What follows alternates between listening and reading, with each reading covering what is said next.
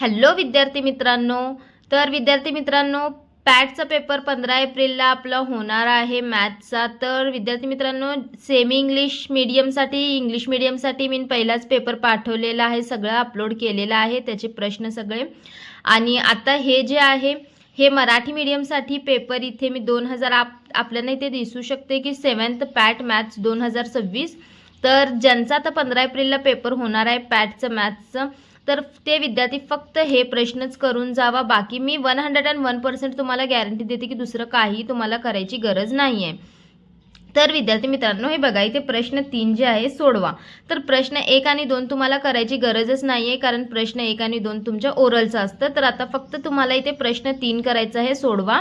तर इथे बघा प्रश्न 3चा जे पहिला आहे ते इथे तुम्हाला संख्या दिलेली आहे, ते अक्षरात लिहायचे आहे तुम्हाला। तर संख्याला अक्षरात कसं लिहिणार तुम्ही, तर हे बघा 3,12,419 हे आपल्याला लिहायचं आहे, ठीक आहे। तर त्याच्यानंतर बघा आता दुसरा प्रश्न जे आहे इथे तुम्हाला दिलेला आहे 73,20,126 चे विस्तारित रूप लिहा। तर इथे विस्तारित रूप तुम्हाला असे लिहायचं आहे, हे बघा असे तुम्हाला इथे विस्तारित रूप याचं लिहायचं आहे। तर त्याच्यानंतर आता आपण प्रश्न तिसरा पाहूया, म्हणजे ब च्या नंतर क। इथे बघा 7,25,410 ही संख्या अंकात लिहा। तर इथे तुम्हाला अंकमध्ये लिहायचं आहे, हे अंकमध्ये इथे लिहिलेलं आहे, तुम्ही बघू शकताय। बरं, ठीक आहे, चला आता नेक्स्ट प्रश्नावर जाऊया आपण। ड बघा, एका नगरपालिकेने पाणी पुरवठ्यावर इथे बघा 32,45,910 आणि आरोग्य सेवेसाठी 27,39,600 खर्च केला। तर दोन्हीसाठी मिळून आपल्याला काढायचं आहे किती खर्च। तर दोघांची काय करायला पाहिजे, आपल्याला बेरीज करायला हवी। तर हे आपण म्हणजे हे 32,45,910 आणि 27,39,600 या दोघांची काय करणार आपण, बेरीज करणार। तर इथे तुम्हाला हे फायनल उत्तर दिसतं। त्याच्यानंतर बघा विद्यार्थी मित्रांनो, नेक्स्ट प्रश्न आपला आहे, एका कंपनीला पहिल्या वर्षात 16,37,900 नफा झाला व दुसऱ्या वर्षी 27,26,710 नफा झाला। तर दुसऱ्या वर्षी पहिल्या वर्षीपेक्षा किती रुपये त्यांचे कर्ज जास्त झाला। तर इथे बघा नफा आहे, ते नफा जास्त झाला। तर इथे बघा दोघांचे आपल्याला काय करायला पाहिजे, इथं वजाबाकी। तर इथे आपण वजाबाकी करून आपण उत्तर काढू शकतो। तर हे फायनल उत्तर इथे आलेलं आहे, ठीक आहे। चला आता नेक्स्ट प्रश्नावर जाऊया। आता इथे बघा तर हे बघा 3,602 गुणिले 361 इथे करायला सांगितलं आहे। तर एक गुणाकार केल्यानंतर असं तुमचं हे फायनल उत्तर येतं। बरं, हे करा। त्याच्यानंतर बघा नेक्स्ट प्रश्न आहे, इथे तुम्हाला भागाकार करायचा आहे याचा। हे भागाकार आहे, इथे भागाकार केल्यानंतर बघा आपल्याला असं उत्तर भेटतं, म्हणजे फायनल उत्तर आपलं 256 येणार। त्याच्यानंतर चला आता नेक्स्ट प्रश्नावर जाऊया। प्रश्न 4 जे आहे सोडवा आहे। तर विस्तार करा, 4m अधिक 3n चा वर्ग असे दिलेला आहे। तर इथे आपल्याला सूत्र वापरायचं आहे a अधिक b चा वर्ग। तर इथे आपण सूत्र घेतलेलं आहे a अधिक b चा वर्गचं सूत्र काय, a चा वर्ग अधिक 2ab अधिक b चा वर्ग। तर इथे हे म्हणजे a म्हणजे आपण मानणार इथे कन्सिडर असे करणार 4m आणि b म्हणजे आपण कन्सिडर करणार 3n। तर a च्या ऐवजी इथे ठेवायचं 4m आणि b च्या ऐवजी ठेवायचं 3n। तर a चा वर्ग म्हणजे 4m चा वर्ग, 2 चा 2 आहे तसा a म्हणजे 4m, b म्हणजे 3n आणि b चा वर्ग म्हणजे 3n चा वर्ग असे। तर करून त्याच्यानंतर आपण करणार 4 चा वर्ग 16 निघतो आणि इथे 4 त्रिक 12 आणि 12 दुनी 24 होणार आणि इथे 3 चा वर्ग 9 असं आपल्याला सोडवायचं आहे। त्याच्यानंतर बघा नेक्स्ट प्रश्नावर आपण जाऊया। तर त्याच्यानंतर बघा विस्तार करा। तर इथे पण त्याच पद्धतीने आपल्याला सोडवायचं आहे। x/5 वजा y/6 आहे, त्याचा वर्ग आहे इथे। तर a वजा b इथे फक्त अधिक होतं, आता इथे वजा आहे, म्हणजे आपल्याला इथे a वजा b चा वर्ग असं आपल्याला इथे सूत्र घ्यायचं आहे। तर सेम तसंच राहणार सूत्र, थोडंसं इथे फक्त इथे प्लस होते, इथे मायनस होणार।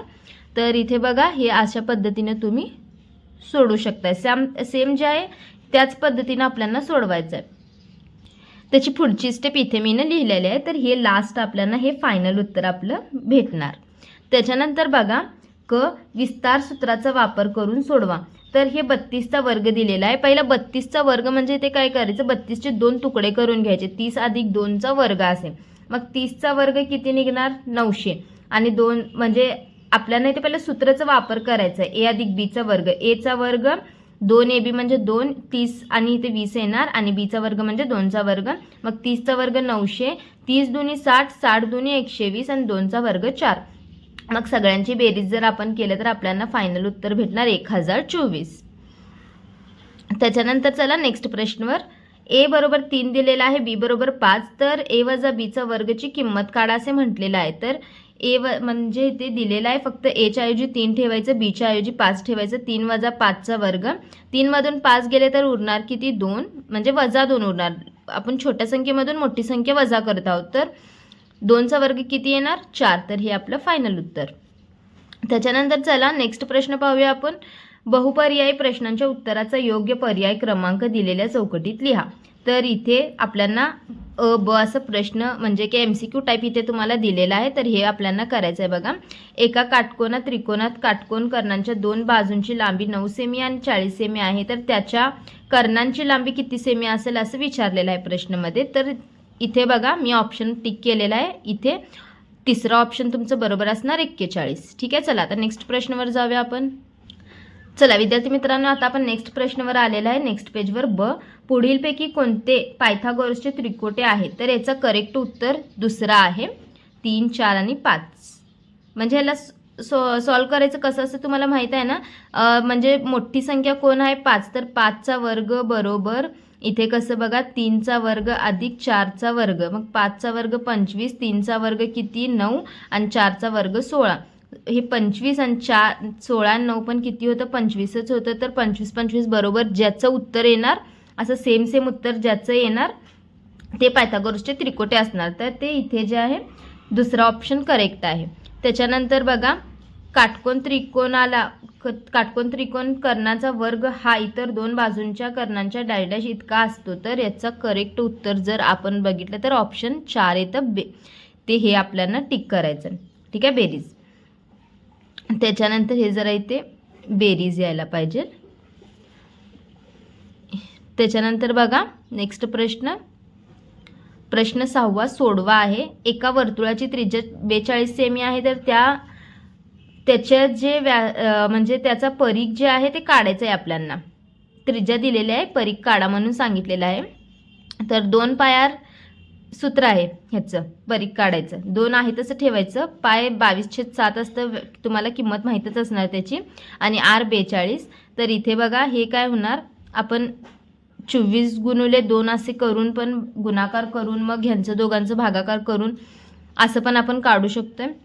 तुम्हाला ज्या पद्धतीने येते त्या पद्धतीने तुम्ही काढा चालेल. तर ह्याचं फायनल उत्तर जे आहे 264 सेंटीमीटर येणार.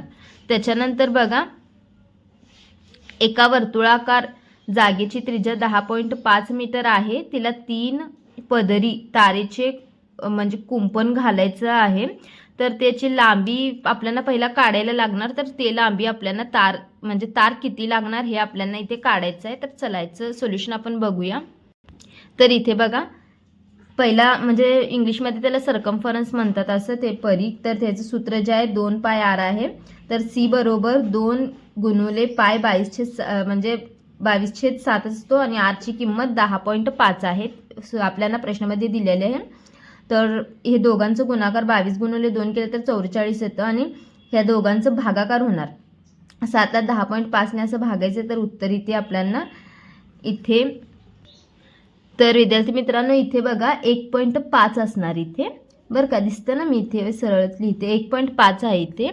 तर त्याच्यात दोघांचं गुणाकार आपण केलं तर इथे 66 येणार आणि 3 फेरे आहे म्हणून आपण त्याला 3 ने गुणाकार करणार 198.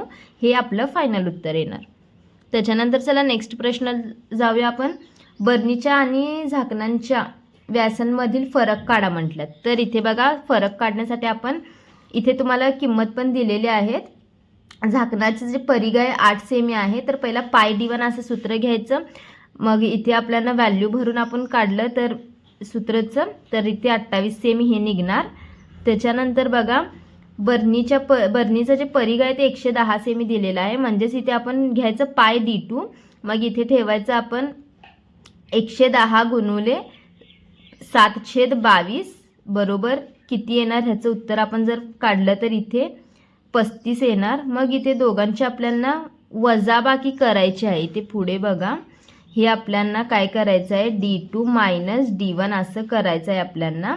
म्हणजे 35 वजा 28 असं करून जे फायनल उत्तर येतं ते 28 बघा 29 30 31 32 33 34 35 7 असं काय तर उत्तर तुमचं आहे.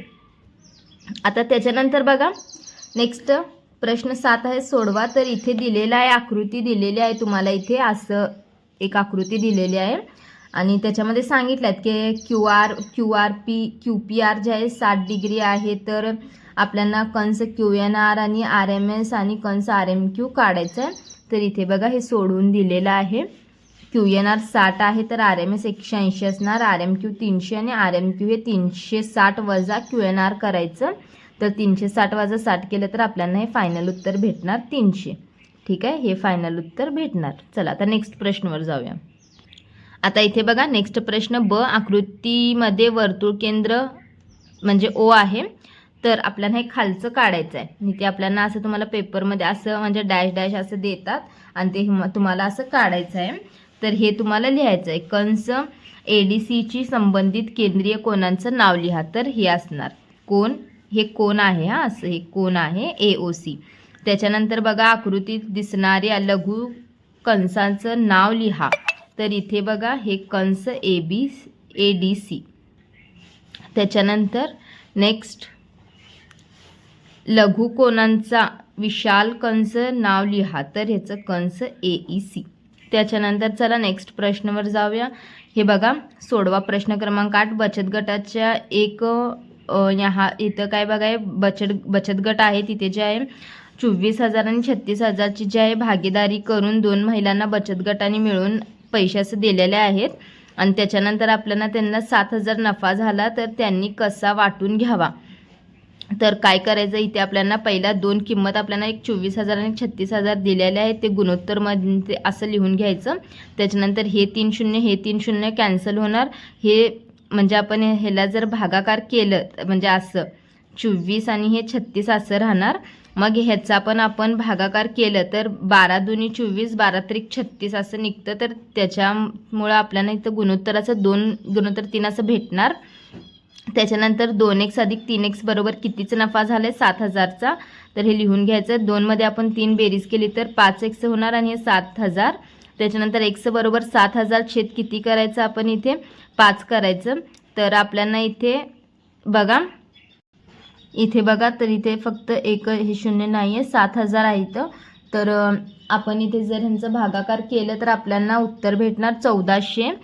तर पहिला 1400ला 2 गुणाकार करायचं तर 2,800 आणि एकदा त्याला 3 पण गुणाकार करायचं तर 4,000. इथे बघा काय येणार आपलं उत्तर 8,200. ठीक आहे, इथे उत्तर काय येणार इथे मी लिहिते आणि एकदा तुम्हाला जर नाही कळलं तर 8,200 असं हे उत्तर ह्याचं येणार. चला आता नेक्स्ट प्रश्नावर जाऊया. आता बघा इथे बघा 3 मित्रांना अनुक्रमे असे इथे गुणोत्तर दिलेलं आहे. या प्रमाणात 2,70,000 गुंतवणूक करून आपल्या व्यवसाय चालू केला आणि वर्षाच्या अखेरला त्यांना 8% तोटा झाला तर प्रत्येकाला किती रुपये तोटा झाला असे आपल्याला काढायचं. इथे तुम्हाला हे म्हणजे चौकटी पूर्ण करायला देणार असं मी नाही तर फक्त जे चौकटी आहेत तेच फक्त लिहून काढलेले आहे. म्हणजे बाकी सगळं प्रश्न लिहिलेला नाही, फक्त जे तुम्हाला भरायला म्हणजे येतं तेच तेवढं मी ते लिहिलेलं आहे. तर हे तुम्हाला येणार. इथे बघा हे 2y अधिक 3y अधिक 4y बरोबर इथे 2,70,000 असं दिलेलं असणार. yची किंमत किती तर इथे 30,000 आणि 3y बरोबर yची 30,000 असेल तर 3y म्हणजे तिप्पट किती येणार त्याचं 90,000 आणि इथे तोटा काढण्यासाठी 90,000 गुणवले 8/100 करायचं तरी 7,200 असं येणार इथं. चला आता नेक्स्ट प्रश्नावर जाऊया आपण. इथे बघा प्रश्न क्रमांक 9 दिलेला आहे तुम्हाला असं सोडवा. तर इथे तुम्हाला दिलेलं आहे सगळं GHKचं क्षेत्रफळ इथे तुम्हाला काढायला सांगितलं आहे. ते माहिती दिलेलं GHKचं क्षेत्रफळ काढा असे सांगितलेलं आहे. तर काय करायचं आपण याला HK बरोबर HT अधिक काय करायचं याला TK करायचं. तर इथे HTची किंमत प्रश्नामध्ये 12 दिलेली आहे आणि TKची किंमत 18 दिलेली आहे. तर दोघांची बेरीज केली तर 30 उत्तर येणार.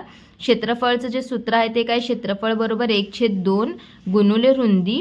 तर इथे बघा 1/2 रुंदी म्हणजेच हे दोन्ही ते आपण लिहून घ्यायचं, 1/2 आहे तसं लिहायचं.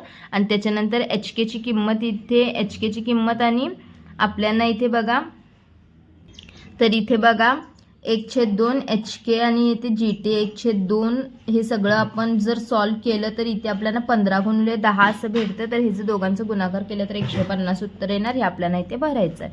तर त्याच्यानंतर नेक्स्ट प्रश्नाला आपण जाऊया. इथे आपल्याला एक आकृती दिलेली आहे आणि हे सगळं प्रश्न तुम्ही वाचा. इथे क्षेत्रफळ काढायला सांगितलेले आहेत. काय काढायचं आहे? क्षेत्रफळ. चला आपण काढूया.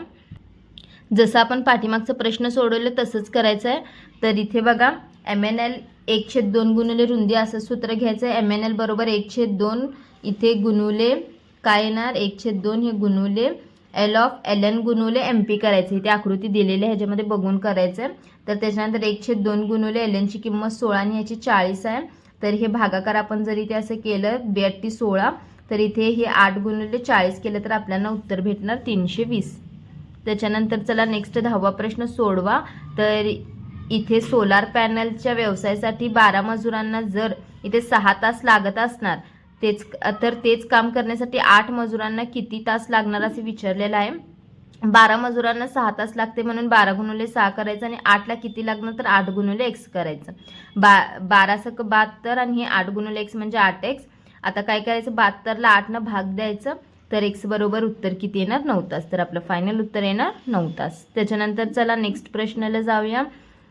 इथे दिलेला आहे एक संगणक म्हणजे ते खरेदी करण्यासाठी 2,73,000 द्यावे लागतात. तर असे 3 संगणक खरेदी करण्यासाठी किती रुपये द्यावे लागेल? तर आपल्याला पहिला एक संगणकची किंमत तर माहीत असायला पाहिजे ना, म्हणून आपण 2,73,000ला 7ने पहिला भागाकार करायचा म्हणजे एक संगणकची किंमत आपल्याला इथे भेटणार 39,000. मग त्याच्यानंतर 39,000 गुणुले किती करायचं? 3ची किंमत काढायची म्हणून 39,000 गुणुले 3 करायचं. तर इथे येणार 1,17,000. ठीक आहे, हे फायनल उत्तर आहे. आता एक लास्ट प्रश्न आहे ते बघूया. चला हे प्रश्न बघूया आपण. तर इथे बघा मधुराने इथे जे बँकेकडून आहे सरळ व्याज म्हणजे ते दर दिलेला आहे 8%. तर दराने ते 5 वर्षांची मुदतींसाठी 1,50,000चे कर्ज घेतले तर तिला प्रत्येक वर्ष किती रुपये व्याज द्यावे लागेल? तर पहिलं दिलेलं काय काय ते लिहून घ्यायचं. मुद्दल जे आहे त्याची ते 1,50,000 आहे, दर 8% आहे आणि सरळ व्याज जे आहे त्याचं सूत्र आपण इथे लिहून घ्यायचं. I बरोबर P गुणुले R गुणुले T छेद किती करायचं आपण? 100. तर याच्यानंतर बघा हे I बरोबर काय येणार आपल्या इथं? आपल्याला इथे दिलेलं आहे ना आपल्याला किंमत ह्याची. तर किती येणार? 1,50,000 गुणुले 8 गुणुले आणि इथे जर T आपण बघितलं तर ती इथे 1 वर्षासाठी आहे. इथे प्रश्नामध्ये बघा मुलांनो इथे 1 वर्षासाठी आहे प्रश्नामध्ये. तर इथे T बरोबर मी असं लिहिते 1 वर्ष म्हणजे वेळ. ठीक आहे, तर इथे T ची किंमत 1. तर इथे आपण असं करणार 1,50,000 गुणुले इथे I आहे तसं ठेवायचं. I बरोबर 1,50,000 गुणुले R म्हणजे 8 आणि T म्हणजे 1 आणि 100 आहे तसं ठेवायचं. तर हे सगळ्यांचं आपण जर सोल्युशन काढलं तर आपल्याला फायनल उत्तर मिळणार 12,000. ठीक आहे, तर व्याज त्याची किती येणार? 12,000 रुपये वर्षाला. ठीक आहे, तर हे आपल्याला किती रुपये व्याज द्यावे लागेल तर ते प्रश्नामध्ये विचारलेले व्याज किती येणार? 12,000. ठीक आहे, तर हे आपल्याला इथे असं सोल्युशन सोबत मी तुम्हाला सगळं दाखवलेलं आहे. फक्त हे करा, तुम्हाला दुसरं काही करण्याची गरज नाही आहे. ठीक आहे, तर आता नेक्स्ट प्रश्नपत्रिका म्हणजे नेक्स्ट जे आहे तुमचं पेपर कोणतं आहे ते मला सांगा, तर तेही मी तुमच्यासाठी अपलोड करेन. चला विद्यार्थी मित्रांनो, भेटूया नंतर. Bye bye.